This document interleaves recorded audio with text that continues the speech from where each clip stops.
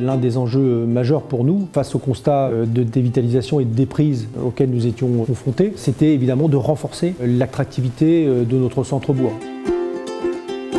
Nous avons décidé depuis quelques années des actions qui doivent aller dans le sens du développement et du renforcement de l'attractivité de notre centre-bourg.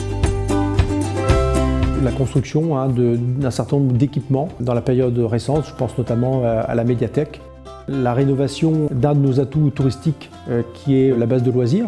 Cette friche industrielle, au total, c'est près de 2 hectares qui sont situés en centre-ville. Et donc notre objectif, évidemment, c'est de poursuivre le renforcement de notre centre-ville, regarder quelles sont les connexions qu'on peut recréer entre ce site de 2 hectares qui est idéalement bien placé et puis le reste du centre-ville. Donc il y a une volonté à la fois de préserver le site dans son cadre naturel et en même temps de regarder les possibilités de connexion afin de favoriser les liaisons piétonnes notamment.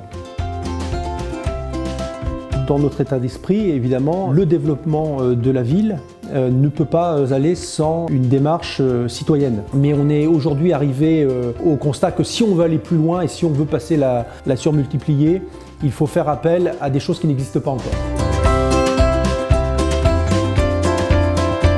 La survie de notre territoire et de notre vallée, la revitalisation de ce cadre de vie, il passe par une démarche à regard croisé, l'appel à projet Vallée Habitée.